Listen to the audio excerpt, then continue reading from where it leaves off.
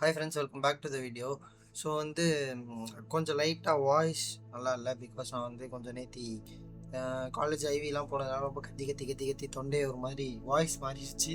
அதனால் கொஞ்சம் லைட்டாக அட்ஜஸ்ட் பண்ணிக்கோங்க. முடிஞ்சால் ப்ளீஸ் வேறு headphones. So that is more. நான் கொஞ்சம் அதை அட்வைஸ் பண்ணுவேன். ஏன்னா நான் பேசுறது அப்புறம் ரொம்ப நல்லா கேட்காது. அதுக்கப்புறம் இல்லாமல் நான் ஹாஸ்டலில் வேறு இருக்கேன். எவனாவது வந்தாலும் ரொம்ப சத்தமாக இருக்கும். நான் நாய்ஸ் கேன்சலேஷன் அப்ளை பண்ணிடுவேன்.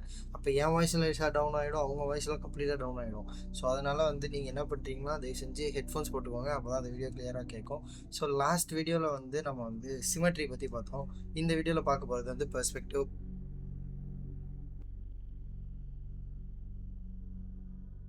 வீடியோ ரொம்ப லாங்காக இருக்காது. ரொம்ப ரொம்ப ஷார்ட்டான ஒரு வீடியோ தான். ஏன்னா பெர்ஸ்பெக்டிவ்ஸில் நம்மளுக்கு எப்படி சொல்கிறது, ரொம்ப கற்றுக்க வேண்டியது நிறையா கிடையாது. ஒரு சின்ன சயின்ஸ் நம்ம புரிஞ்சுக்கிட்டோம் அப்படின்னா பெர்ஸ்பெக்டிவ் ரொம்ப ஈஸியாகிடும். இப்போ இதே பெர்ஸ்பெக்டிவில் நான் நிறையா டைப்ஸ் ரீல்ஸில் சொல்லியிருப்பேன். அது எல்லாமே அப்படியே நான் உங்களுக்கு ஒரு எக்ஸாம்பிள்ஸ் வச்சு காமிக்கும் போது ரொம்ப நல்லா புரிஞ்சிடும், நான் தனித்தனியாக எக்ஸ்பிளைன் பண்ணுறதோட. ஆனால் அது இல்லாமல் மூவிஸில் நம்ம யூஸ் பண்ணுற பெர்ஸ்பெக்டிவ்ஸும் ஒரு வெட்டிங் வீடியோவில் நம்ம யூஸ் பண்ணுற ஒரு பெர்ஸ்பெக்டிவும், அதுக்கடுத்து ரீல்ஸில் யூஸ் பண்ணுற ஒரு பெர்ஸ்பெக்டிவும் ரொம்ப கம்ப்ளீட்டாக டிஃப்ரெண்ட்டாக இருக்கும். இப்போ ஷார்ட் ஃபார்மில் நம்ம எப்படி பெர்ஸ்பெக்டிவ் யூஸ் பண்ணுவோம்னா, என்னோடய வீடியோஸில் நீங்கள் அதை நிறையா பார்த்துருப்பீங்க. இப்போ இப்படி ஒரு ரீல் இருக்குது, இப்படி ஒரு ஃப்ளாட்டான ஒரு ரீல். ஓகே, இது 9:16 ரேஷியோவில் இருக்க ஒரு ரீலை நம்ம என்ன பண்ணுவோம்னா, இப்படி திருப்பி இப்படி பண்ணி நம்ம டில்ட் அண்ட் பெர்ஸ்பெக்டிவ் மாற்றி இப்படி காட்டுவோம், ஜூம் பண்ணி இப்படி. அது இப்படி இப்படி இப்படி இப்படி இப்படி இப்படி இப்படி இப்படி மாறிக்கிட்டே இருக்கும். ஸோ அது எப்படின்னா, அது ரொம்ப ஈஸி. ப்ரீமியர் ப்ரோவாக இருந்தால் பேசிக் 3D யூஸ் பண்ணி பண்ணுவாங்க. இல்லை டாவின்சியாக இருந்தால் நீங்கள் டேரெக்டாக டில்ட் அண்ட் ஸ்பேன் அதிலே ஒரு ஆப்ஷன் இருக்கும் இன்ஸ்பெக்டரில். ஸோ அதை வச்சே பண்ணலாம். மொபைல்லே அதே மாதிரி தான். மொபைலில் நீங்கள் கையாலே அதை மாற்றி நீங்கள் பண்ணிடலாம். கேப்கட்டில் இருக்கும்போது அது ரொம்ப ஈஸி. அதை ஜஸ்ட்டு கீ ஃப்ரேம்ஸ் ஆட் பண்ணி zoom in zoom out tilt and pan அது மட்டும் பண்ணிட்டா போதும். ஆனால் நம்ம மூவிஸில் யூஸ் பண்ணுற பெர்ஸ்பெக்டிவ் எடுத்துக்கிட்டிங்க அப்படின்னா அது ரொம்ப டிஃப்ரெண்ட். என்ன அப்படின்னா, ஒரு படம் எடுக்கும்போது ஒரு கேமராமேன், அது எப்படி சொல்கிறது, ஒரு டேரக்டர் இந்த மாதிரி ஒரு ஷாட் வேணும் அப்படின்னு சொல்லிட்டு அதுக்கு கேமராமேன் ஒரு ஷாட் சஜஸ்ட் பண்ணி அதை எடுப்பாங்க. ஃபைனலாக ஃபைனலைஸ் பண்ணி எடுப்பாங்க. இப்போ நானும் இன்னொருத்தவங்களும் உட்காந்து பேச ஒரு கான்வோவை ஷூட்டிங்னு வச்சுக்கோங்களேன். அந்த கான்வோ அப்போ அவங்க என்ன பண்ணுவாங்க அப்படின்னா, இந்த சைடு நான் பேசுகிறதே ரெக்கார்ட் பண்ணுவாங்க, அந்த சைடு அவங்க பேசுகிறதே ரெக்கார்ட் பண்ணுவாங்க. இப்போது நான் பேசுகிறப்ப அவங்க பேசுவாங்களா? இல்லை, அவங்களோட டைலாக் ஒன்றும் இல்லைனா அவங்க சைலண்ட்டாக உட்காந்துருப்பாங்க. அதை சம்டைம்ஸ் அதை எப்படி சொல்கிறது, நான் பேசுகிறப்ப அவங்களையும் காட்டுவாங்க, என்னை மட்டுமே காமிச்சிட்டு இல்லாமல் அவங்களையும் காட்டும்போது அந்த டெட் ஸ்பேசஸ். ஏன்னா இப்போ நீங்களும் இன்னொருத்தரும் பேசிகிட்டு இருக்கும் போது அங்கே என்ன நடக்கும், நீங்களும் இன்னொருத்தரும் பேசும்போது நீங்கள் பேசுவீங்க, இன்னொருத்தரும் கேட்பாங்க. இல்லை, அவங்க பேசும்போது நீங்கள் கேட்பீங்க, அவங்க பேசுவாங்க. அப்படி இருக்கப்போ நீங்கள் அமைதியாக தானே இருப்பீங்க. அதை ஒருத்தர் தேர்ட் பாயிண்ட்லேருந்து பார்க்கும்போது அவங்க பேசிகிட்டு இருக்கிறத மட்டும் பார்த்தா தனியாக பேசிகிட்டு இருக்க மாதிரி இருக்கும். இல்லை, நீங்கள் இங்கே இருக்கும்போது உங்களையும் பார்ப்பாங்க. நீங்கள் அவங்க பேசிட்டு இருக்கும்போது அப்படியே டெட்டாக சும்மா அப்படியே நின்று ஸ்டார்ட் பண்ணிட்டுருப்பீங்க. ஸ்டார்ட் பண்ணிகிட்டு இருக்கும்போது என்னன்னா, அவன் இவன்கிட்ட தான் பேசிகிட்டு இருக்கான், அவன் கேட்டுட்டு இருக்கான்னு உங்களுக்கு புரியும். ஸோ அதனால அந்த டெட் ஸ்பேசஸை நிறைய இடத்துல ஹேண்டில் பண்ணியிருப்பாங்க. ஃபார் அன் எக்ஸாம்பிள், அதை நீங்கள் இப்போ மூவி ஸ்க்ரீனில் பாருங்கள்.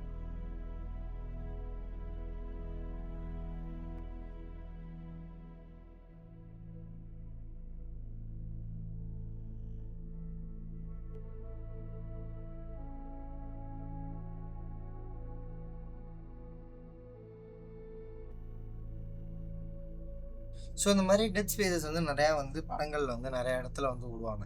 ஸோ அது எப்படின்னா, ஒரு நண்பகத்தன்மையையும் ஒரு ஒரு ஷார்ட்டை இன்னும் மெருகேற்றி அது ரொம்ப நல்லா காட்டும். ஸோ அந்த மாதிரி நிறையா பெர்ஸ்பெக்டிவ்ஸ் இந்த லியோ மூவியில் யூஸ் பண்ணியிருக்காங்க. இப்போ இந்த பெர்ஸ்பெக்டிவ்ஸ்லாம் மாற்றி டெட் ஸ்பேசஸ்லாம் அமைச்சா எப்படி இருக்கும் அப்படிங்கிறது அதெல்லாமே இந்த வீடியோவில் நம்ம பார்க்க போகிறோம். அதுக்கடுத்து குறிப்பாக நான் ரீல்ஸில் சொன்னது டாலி ஜூம் பெர்ஸ்பெக்டிவ். அது என்னடா டாலி ஜூம் பெர்ஸ்பெக்டிவ் அப்படின்னா, அது டாலி ஜூம்னு இங்கே இருக்க எல்லாருக்குமே தெரியும். பெர்ஸ்பெக்டிவ்க்கு எதுக்காக அந்த இடத்துல பெர்ஸ்பெக்டிவ்ங்கிற வார்த்தையை நீ ஆட் பண்ண அப்படின்னு சொல்லு அப்படின்னா, டாலி ஜூம் பெர்ஸ்பெக்டிவ் அப்படின்னு நான் சொல்லலாம். அந்த வீடியோவில் அந்த பிளேஸ் சப்ஜெக்ட் அப்படியே தான் இருக்கும். சப்ஜெக்ட் அப்படியே விஜய் சார் அப்படியே அவரோட ரியாக்ஷன்ஸை மட்டும் அந்த இடத்துல நின்று விஜய் சார் கொடுத்துட்டு இருப்பாரு. ஆனால் பின்னாடி கம்ப்ளீட் பேக்ரவுண்டும் ஜூம் இன் ஆகி ஜூம் அவுட் ஆகும். ஒரு ஜூம் இன் பெர்ஸ்பெக்டிவ் இருக்கும், இன்னொன்று ஜூம் அவுட் ஒன்று பண்ணியிருப்பாங்க. எப்படின்னா அவர் இப்படி ஸ்டார் பண்ணி நல்லா பார்க்கும்போது, இப்போ பொண்ணுக்கிட்ட போய் பார்க்கும்போது அப்படியே ஷார்ட் எப்படின்னா அவர் இப்படி இருப்பார், அப்படியே ஷார்ட் இப்படி பின்னாடி ஆகும். இதே வந்து அவர் வந்து திருப்பி கண்ணை மூடுறப்ப எப்படின்னா அவர் அப்படியே தான் இருப்பார், அப்படியே ஷார்ட் ஒரு ஃபேஸ் கிட்ட அப்படியே கொண்டு போவாங்க. ஸோ அந்த மாதிரி வந்து கொண்டு போகும்போது அது எப்படின்னா பேக்ரவுண்ட் மாறுறதுனால பேக்ரவுண்டால் ஒரு பெர்ஸ்பெக்டிவ் க்ரியேட் ஆகுது. அதைத்தான் நான் வந்து பெர்ஸ்பெக்டிவ் அப்படின்னு சொன்னேன். அது வந்து எப்படின்னா கேமராவில் பண்ணியிருக்க மாட்டாங்க, எடிட்லேயும் தான் அதை வந்து பண்ணணும். எப்படின்னா கேமராவில் இப்படி ஜூம் இன் பண்ணுவாங்க, ஓகேவா, கேமராவில் இதே மாதிரி ஜூம் அவுட்டும் பண்ணுவாங்க. அதை நான் எப்படி பண்ணணும் அப்படின்னு நான் வந்து இங்கே வந்து இதை வச்சு சொல்கிறேன். உங்களுக்கு வந்து இப்படி நான் சொன்னேன்னா கண்டிப்பாக அது புரியாது. ஸோ அதனால will directly jump in to movie. அதை லைக் எங்கெங்கே பெர்ஸ்பெக்டிவ் யூஸ் பண்ணியிருக்காங்கன்னு முதல்ல பார்ப்போம். அதுக்கடுத்து வந்து அந்த பெர்ஸ்பெக்டிவ் எப்படி பண்ணலாம் அப்படிங்கிறதையும் பார்ப்போம். Okay, so will start.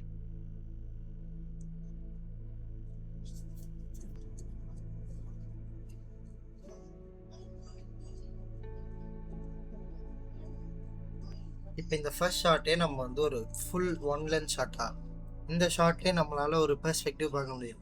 யார் பெர்ஸ்பெக்டிவ்? நம்மளோட பெர்ஸ்பெக்டிவை தான் அங்கே நம்மளுக்கு காட்டுறாங்க. என்னன்னா அந்த கேரக்டர் போயிட்டுருக்கு, அந்த கேரக்டர் போயிட்டு இருக்கும்போது இப்போ சாண்டியோட கண்ணுக்கு முன்னாடி அந்த கேமரா இருந்து சாண்டி போய் பார்க்குற மாதிரி இருந்ததுன்னா அது வேற ஒரு பெர்ஸ்பெக்டிவாக இருக்கும். சாண்டிஸ் பாயிண்ட் ஆஃப் பெர்ஸ்பெக்டிவ். அந்த கில்லர் பேர் என்னன்னு சொல்லவே இல்லை, சைக்கோபாத் தான் அந்த படத்தில் வச்சுருந்தாங்க. ஸோ அந்த சைக்கோபாத்தோட பெர்ஸ்பெக்டிவில் தான் அப்படியே வந்து மூவ் ஆகிட்டு இருப்போம். இல்லை, இப்போ நம்ம சைக்கோபாத்தோட பெர்ஸ்பெக்டிவில் போகல, சைக்கோபாத்தை ஃபாலோ பண்ணி நம்மளோட பெர்ஸ்பெக்டிவில் இந்த ஷார்ட் போயிட்டு இருக்கு. ஸோ அதனால வந்து இதுவுமே ஒரு பெர்ஸ்பெக்டிவ் ஷார்ட் தான்.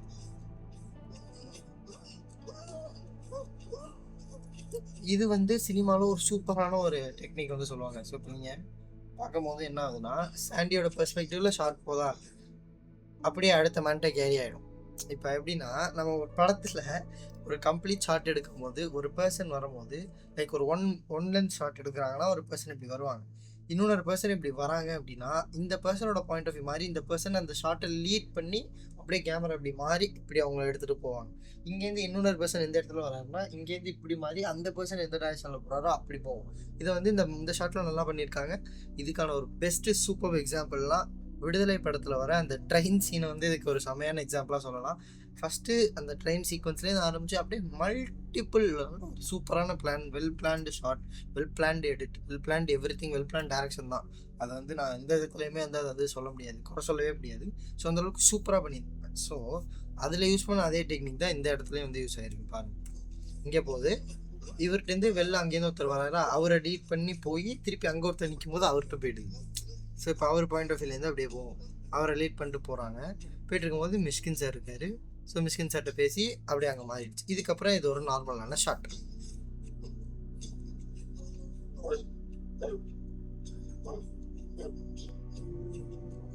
இங்கே எங்கேயுமே தனி மனிதரோட பெர்ஸ்பெக்டிவ் யூஸ் பண்ணல, எல்லாமே கேமராமேன்ஸோட பெர்ஸ்பெக்டிவ்.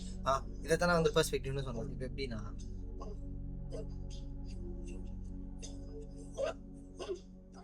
இப்போ இங்கே மிஷ்கின் சார் வந்து இவர் எய்தாப்பில் உட்காந்துருக்கவர் பார்க்குற மாதிரி காட்டுவாங்களா.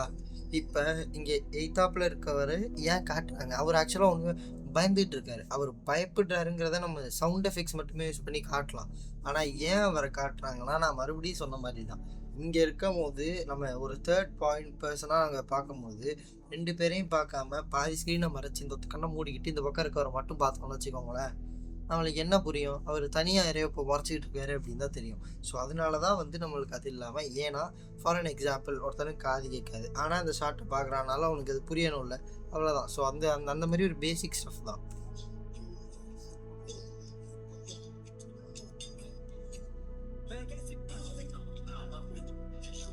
இந்த ஹைனா சீன்லையும் நம்மளால் அந்த ஒன் ஷாட்டில் வந்து பார்க்க முடியும் எப்படி வந்து இதை மாற்றி மாற்றி எடுத்துகிட்டு போவாங்க நமக்கு வந்து பாருங்க. ஸோ இப்போ இந்த இடத்துல அப்படி மூவ் ஆனாதா,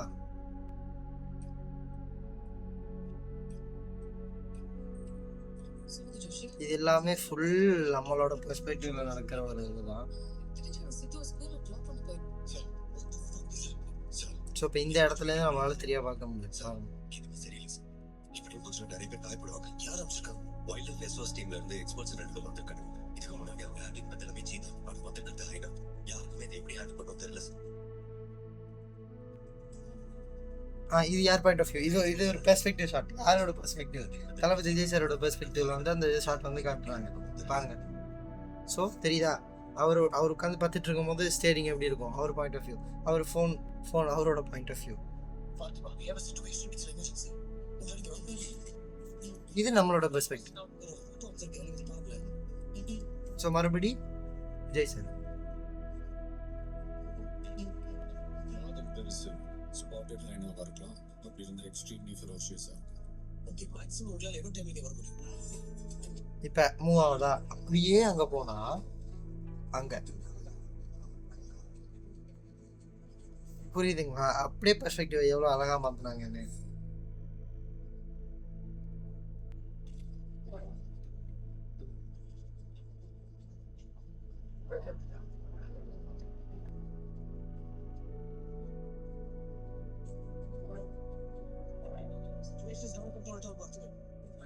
Social animals, Joshi,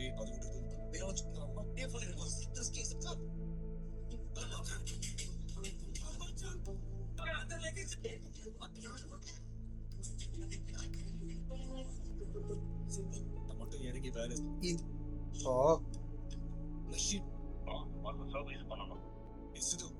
உன்னோட ஸ்பியர், உன்னோட ஷூலெக்ஸ் ஜோஷி கிட்ட கொடு. சிவா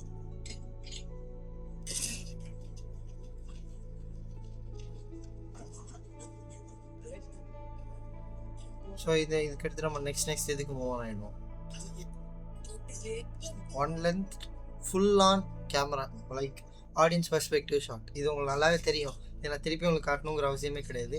ஆனால் இதில் என்ன அப்படின்னா அடுத்த பர்சனுக்கு மாறாது. நிறையா கேரக்டர்ஸ் இந்த ஒரு ஒன் ஷாட்டில் வரும் அந்த கடையில் வேலை பார்க்குறவங்க. ஆனால் உங்களுக்கு மூவ் ஆன் பண்ணி எடுத்துகிட்டு போகாமல் ஃபுல் ஆன் தளபதி விஜயே நம்ம பெர்ஸ்பெக்டிவ்லேருந்து பார்க்குற மாதிரி ஒரு மாசான ஷாட் தளபதிக்காக. ஓகேவா?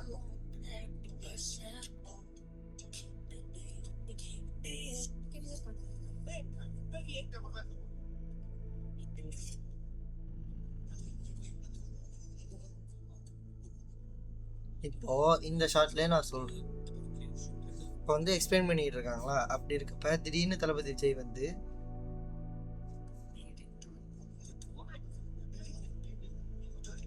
இப்போ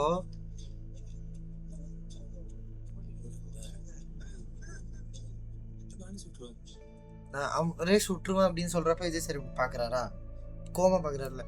இதே ஷாட்டை அவர் சொல்றதுக்கு முன்னாடியே விஜய் சார் இப்படி திரும்பி பார்த்தா எப்படி இருக்கும்? சும்மா இமேஜின் பண்ணிக்காருங்களேன். யாரா அவரு பையனே வெறி கொண்டு கொலை பண்ற மாதிரி பாக்குறாரு அப்படிங்கிற மாதிரி தானே இருக்கும். அதுதான் வந்து அங்கே அவங்க சொல்ல வராங்க. அதை தான் வந்து நான் பெர்ஸ்பெக்டிவ்னு சொன்னேன். ஸோ நம்ம எந்த இடத்துல ஷார்ட்டை எப்படி பிளேஸ் பண்ணணும் அப்படிங்கிற ஒரு விஷயமும் இருக்கு.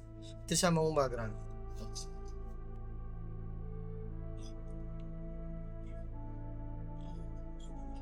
இப்போ இதுதானே நம்ம அகெயின் நம்ம பார்த்த ஒரு இந்த ஷார்ட்.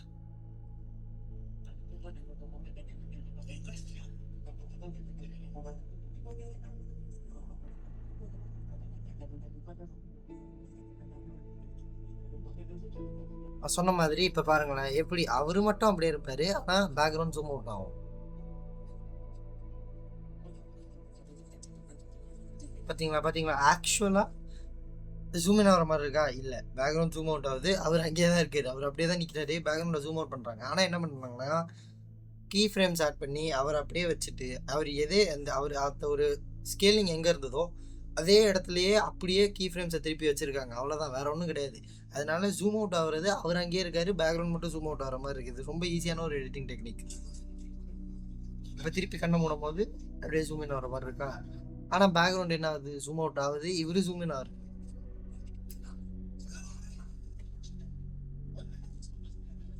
இது ஃபுல் கன் பெர்ஸ்பெக்டிவ் ஷாட். பாருங்க, கன்ல ஒரு கேமரா வச்சு மாற்றி காட்டியிருக்காங்க. புரியுதா?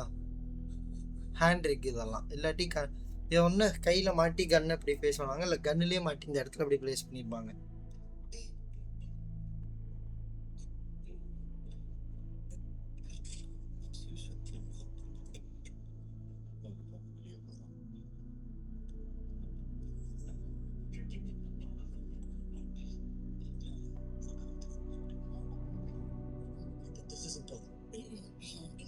ஒரு நிமிஷம் நீ சொல்லு ஜோஷி.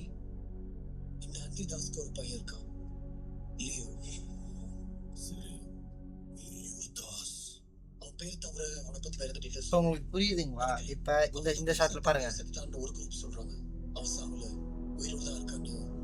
இதெல்லாம் டெத் ஸ்பேசஸ். இதை தான் நான் வந்து ஆக்சுவலாக டெத் ஸ்பேசஸ் வந்து அப்படின்னு சொன்னேன். ஏன்னா அவர் பேசும்போது அவரை மட்டும் காமிச்சிட்டு இருந்தாங்களே, ஏன்டா இவர் வெறி குண்டுன்னு இப்படி பார்த்து பேசிட்டு இருக்காரு அப்படின்னு தான் இருக்கும். ஆனால் ஆக்சுவலாக அப்படி இல்லை. ஜெய்சாரும் திரிஷாமாவும் பார்த்துட்டு இருக்காங்க. ஸோ அதை அப்படி காட்டுறாங்க.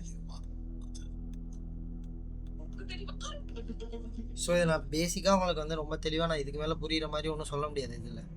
இதை வந்து நான் சொன்ன மாதிரி இப்போ இதே நம்ம வெர்டிக்கலாக மாற்றணும் அப்படின்னா எப்படி பண்ணலாம் அப்படின்னு நீங்கள் வந்து கேட்பீங்கல்ல.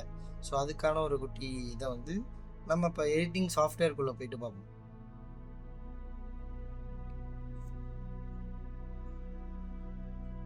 இப்போது இந்த ஷார்ட்டை நான் தூக்கி இங்கே ப்ளேஸ் பண்ணிவிட்டு, இது சும்மா ரேண்டம் ஷாட் தானே. ஸோ அதனால் எந்த இடத்த வேணாலும் நான் இதை வந்து உங்களுக்கு நான் அப்படி பண்ணி காட்டலாம். இப்போ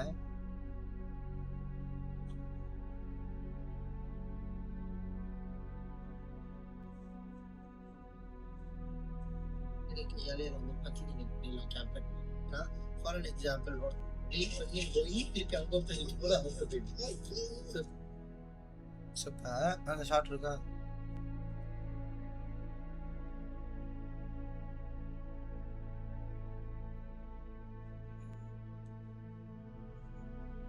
இப்போ இதை வந்து நான் என்ன பண்ண போகிறேன்னா இப்படி வச்சுட்டு நான் இங்கே என்ன பண்ணுவேன்னா இந்த பிச்சை இப்படி லைட்டாக ரொட்டேட் பண்ணிட்டு இந்த யானையை லைட்டாக இப்படி ரொட்டேட் பண்ணிவிட்டு இப்படி விட்டேன்னா உங்களுக்கு இந்த ஷர்ட் எப்படி இருக்கும். இதைத்தான் நம்ம வந்து இன்ஸ்டாகிராமில் நிறைய வாட்டி பண்ணுவாங்க. ஸோ இப்படி ஒரு இடத்துல இப்படி ஒரு இடத்துல ஃபுல் கீ ஃப்ரேம்ஸை இப்படி ஆட் பண்ணிவிட்டு அடுத்த ஷார்ட்டில் இப்படி வரும்போது என்ன பண்ணுவாங்கன்னா அப்படியே கீ ஃப்ரேம்ஸை இப்படி மாற்றிடுவாங்க. எப்படி புரியுதா? இப்படி மாற்றும் போது இப்போ அது எப்படி மூவ் ஆனால் மாறுதுன்னு நீங்கள் பாரு. இப்படி போகிறதா ஷார்ட்டு ஃபுல்லாக.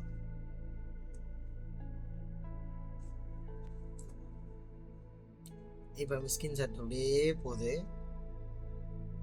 போன அப்புறம் இப்போ எப்படி மாறும் அப்படின்னா அப்படியே போயிட்டு இருக்கும்போது அப்படியே இப்படி மாறிட்டு பார்த்தீங்களா. இப்போ நான் என்ன பண்ணேன் அப்படியே மொத்த வீடியோவே மாற்றினேன். ஆனால் அவங்களுக்கு எது ஃபுல்லாக மாறின மாதிரி இருந்தது, பேக்ரவுண்ட் மாறுற மாதிரி அவர் அப்படியே அந்த மாதிரி தான் இருந்தது. பாருங்க இப்போ பாருங்க, மறுபடியும் பாருங்க, அவர் அப்படியே தான் இருக்காரு. பேக்ரவுண்ட் மட்டும் மாறுற மாதிரி அப்படியே டில்ட் ஆகிற மாதிரி இல்லை. ஆனால் நான் ஒன்றுமே பண்ணலையே, மொத்த வீடியோவை தான் டில் பண்ணேன். அதுதான் மேஜிக் ஆஃப் வீடியோ எடிட்டிங்.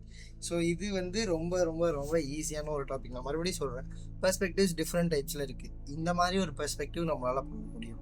இது இல்லாமல் இன்னொன்று பெர்ஸ்பெக்டிவ் நான் என்ன சொன்னேன், பேசுகிறப்ப டெட் ஸ்பேசஸ் விடுற ஒரு பெர்ஸ்பெக்டிவ் இருக்குல்ல. ஸோ அந்த பெர்ஸ்பெக்டிவ் இல்லாட்டி கேமராவோட ஒரு பாயிண்ட் ஆஃப் வியூ பெர்ஸ்பெக்டிவ், இல்லை நம்ம பாயிண்ட் ஆஃப் வியூ பெர்ஸ்பெக்டிவ். இந்த மாதிரி இது ஒரு ரொம்ப சிம்பிளான ஒரு சர்க்கிள். அதை நீங்கள் கொஞ்சம் அழகாக புரிஞ்சுக்கிட்டீங்க அப்படின்னா ரொம்ப தெளிவாகவே புரிஞ்சிடும். ஸோ இதுக்கு மேலே நான் பெர்ஸ்பெக்டிவில் எக்ஸ்பிளைன் பண்ணுறதுக்கு ஒன்றுமே கிடையாது. ஸோ இதைத்தான் வந்து நான் வந்து பெர்ஸ்பெக்டிவ் அப்படின்னு வந்து சொல்லிட்டு இருந்தேன்.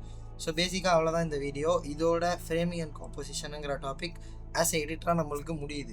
இதுக்கு அடுத்து நம்ம அடுத்த டாபிக் மூவ் ஆன் பண்ண போகிறோம். அடுத்த டாபிக் வந்து என்னங்கிறத அடுத்த வீடியோவில் பாருங்கள். ஸோ இந்த மாதிரி நிறையா வீடியோஸ் ஃபிலிம் ரிலேட்டடாகவும் எடிட்டிங் ரிலேட்டடாகவும் பார்க்கணும் அப்படின்னா மறக்காமல் சேனலை சப்ஸ்கிரைப் பண்ணிட்டு உங்கள் ஃப்ரெண்ட் யாராவது எடிட்டிங் கற்றுக்கணும் அப்படின்னு நினச்சாங்கன்னா அவங்களுக்கு இந்த வீடியோ ஷேர் பண்ணிட்டு ஃபர்ஸ்ட் டைம் வரீங்கன்னா மறக்காமல் சப்ஸ்கிரைப் பண்ணிடுங்க. So take care, keep practising. நிறையா படங்கள் பாருங்கள். படத்தை படமாக பார்க்காம டைசெக்ட் பண்ணி என்னென்ன எடிட்டிங்லாம் யூஸ் பண்ணியிருக்காங்கிறத புரிஞ்சு பாருங்கள். ஸோ மீண்டும் அடுத்த வீடியோவில் சந்திக்கிறேன். அதுவரையும் டாட்டா பாய்.